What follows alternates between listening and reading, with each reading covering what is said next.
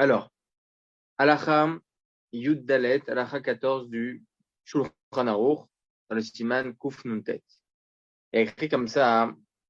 On avait un peu vu ce sujet, d'accord? Et j'aimerais repréciser certaines choses importantes.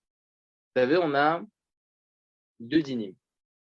On a le din, on a le din de Mikvé, on a le din d'une source d'eau. Je ne sais pas si vous vous souvenez, on avait parlé des deux sujets. Une source d'eau naturelle, parce que vous allez dans un terrain comme ça, vraiment une source naturelle. Vous avez donc une source devant vous qui va, qui vient, etc., qui bouge. Cette source d'eau, elle a un din selon la halakha que l'on va préciser maintenant. Et on a un autre din, c'est de l'eau stagnante, de l'eau du mikvé stagnante, qui stagne.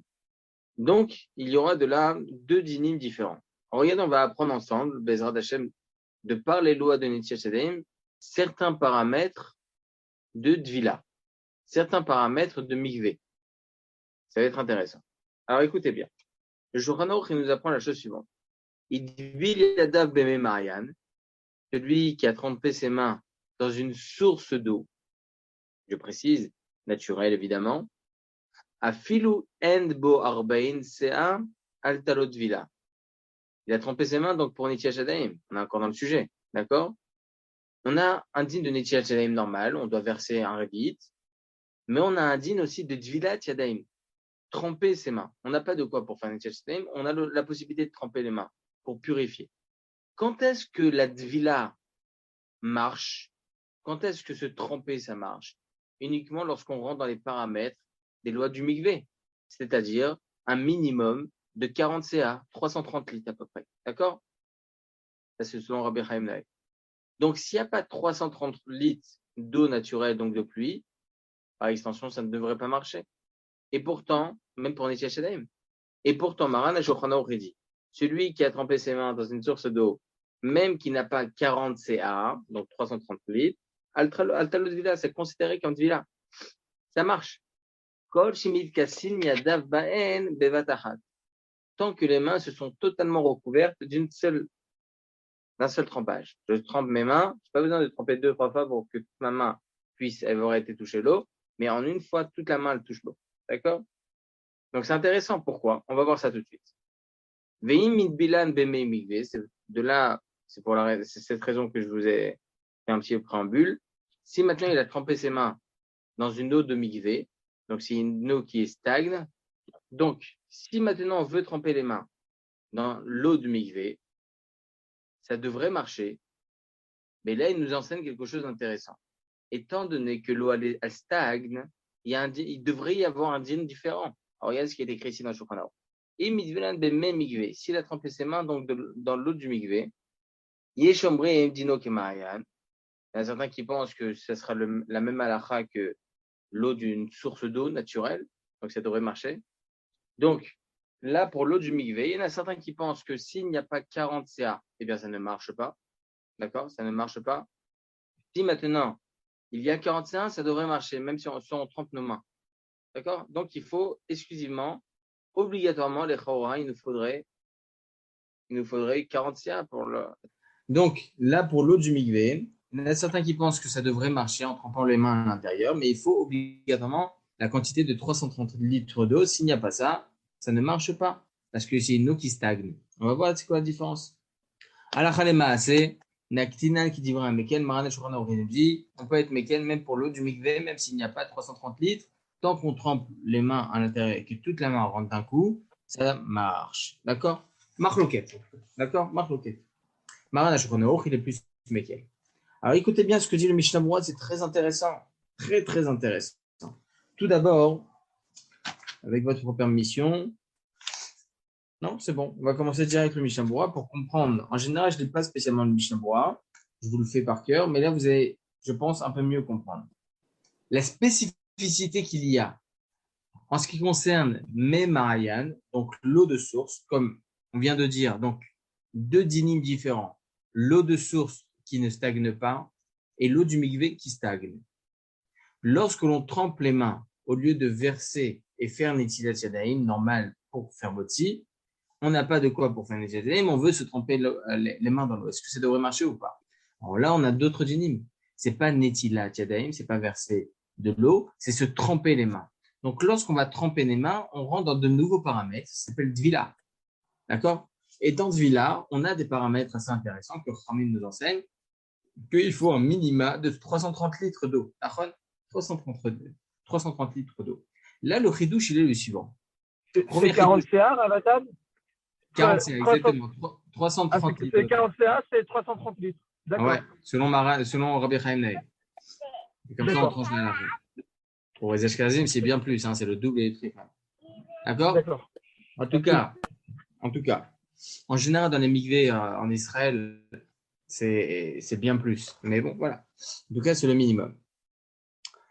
Là, il vient nous apprendre quelque chose de très intéressant. Le premier chidouche du Shulchan Aruch, il est que pour une eau de source naturelle, qu'on trouve sur un terre-plein, ou je sais pas, hein, okay, une source naturelle, même s'il n'y a pas 40 CA, tremper les mains, c'est bon. Pourquoi? Et dit le Mishnah Berurah,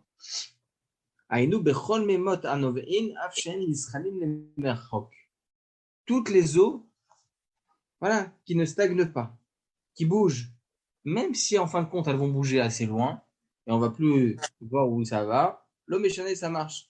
Pourquoi Filou Emen Bo Arbaim Sea, même s'il n'y a pas 40 CA, il dit au Mishnah Berurah, des Barbaim Sea, Pshita de Maane à Filou Bishar Mimot Shenam Novim. 40 CA, c'est sûr ça que ça marche. Et le ridouche, il est que lorsqu'il s'agit de Memot Novim, il s'agit des eaux qui ne stagnent pas, dans ce cas-là, on est Mekel, même s'il n'y a pas 40 CA. On va, d'ailleurs, messieurs, il faut savoir, je ne veux pas vous dire des halachot de Yechot Mikvot maintenant, parce que sinon on n'en finira plus. Il faut savoir que certains poskim autorisent, même pour une femme qui veut détacher la Toum'a de Nida, de rentrer dans une eau de source, même s'il n'y a pas 40 CA. Pourquoi? Parce qu'une eau de source, étant donné qu'elle ne stagne pas, ça devrait marcher. Marloqué dans les poskim, en tout cas, pour Memot Anoveim, Kol Sheken, qu'on sera Mekilim, qu'on sera plus souple pour Netilat Yadayim. D'accord? Par contre, il y a un paramètre. Kol Shemit Kassin, Yadav Baem Bevat Achat. Il faut que les mains puissent rentrer à l'intérieur d'un seul coup et que l'eau puisse recouvrir toute la main d'un seul coup. Donc, moi, les liens de Vilat Kelim, il dit le Mishnah Berurah, même titre que de Vilat Kelim, que tout l'ustensile doit rentrer. Ok? Kol Shemit Kassin, Bo Vechot Shekem Benetilat Derabanan.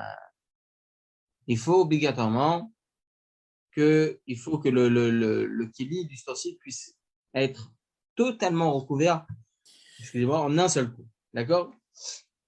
Il nous rajoute le Mishnah Berurah. Je vous le lis parce qu'encore une fois, hein, on apprend beaucoup de choses de là. Et on n'a pas spécialement de Kitsur Bet Yosef dessus. Ok, c'est pour ça que je me permets de vous lire les Acharonim, en l'occurrence le Mishnah Berurah. Il dit ici, des gammes, des bidvilat à goufnam, ce que je vous ai dit au préalable, même pour le fait de se tremper au mikvé, pour une femme par exemple, les kama poskim, selon certains poskim, en tsarir b'ma'ayan arbaim se'ah, d'afka. Il n'y aurait pas besoin de cette quantité de 330 litres. Tant qu'il s'agit d'une eau qui ne stagne pas, qui continue de source naturelle, ça devrait marcher selon ces poskim. Et là, qui chaud, chez le cassé goufo, chez le koladam et fiché machéo. C'est un paramètre qui, par contre, qui est sine qua non. Il faut que le corps soit totalement recouvert d'eau en une seule fois. Ça, c'est le seul et unique paramètre qu'on devrait rechercher lorsqu'il s'agit d'une eau qui ne stagne pas. D'accord? Même si c'est vrai, on ne tranche pas comme ces poskim-là qui autorisent pour une famille d'A, etc., etc. Pour un Etiel qui est seulement des rabanan, évidemment qu'on sera Mekel selon le principe de Safek des rabanan à la Kula. Et même pour Dvilat Kilim. Pour Dvilat Kilim et pour Netilat Yadayim, une personne qui n'a pas la possibilité de verser l'eau, etc., sur chacune des mains. Et donc, lui, maintenant, il veut tremper ses mains. S'il se trouve face à une eau de source, il est largement dans le doute s'il y a 330 litres ou pas, ou bien s'il est évident, il est sûr et certain qu'il n'y a pas 330 litres. Tant qu'il s'agit d'une eau qui ne stagne pas, ça marche, parce que tout ça, c'est des rabbanan. D'accord? Maintenant. Ravatal? Oui, Shai. Mais ça veut dire quoi ça veut dire quoi de l'eau qui stagne pas? S'il y a de la pluie c'est valable en soi. Il y a un trou dans la rue. Un trou que si je mets mes mains dedans, l'eau elle recouvre mes mains. Le migvé, est-ce que c'est valable? C'est stagnant. Non, Non, je disais, si il pleut, il y a un trou dans la rue, par exemple. Il pleut et donc il y a de quoi, si je me pose mes mains dedans, l'eau, elle recouvre mes mains. Un petit trou. Est-ce que je peux faire Tzviat Yadayim dedans? Ça Alors, s'appelle une flaque d'eau. C'est une flaque d'eau. C'est stagnant. Alors, il y a fait. Marloquette. Selon certains poskim, non. Si c'est une eau qui stagne, il faut obligatoirement 40 CA. Même titre que le mikvé. Une eau de pluie, 40 CA.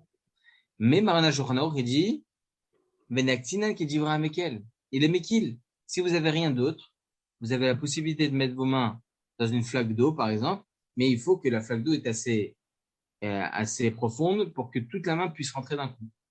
Ça veut dire que ça serait vraiment en cas de force majeure, on pourrait faire comme ça, quoi. Ouais, exactement.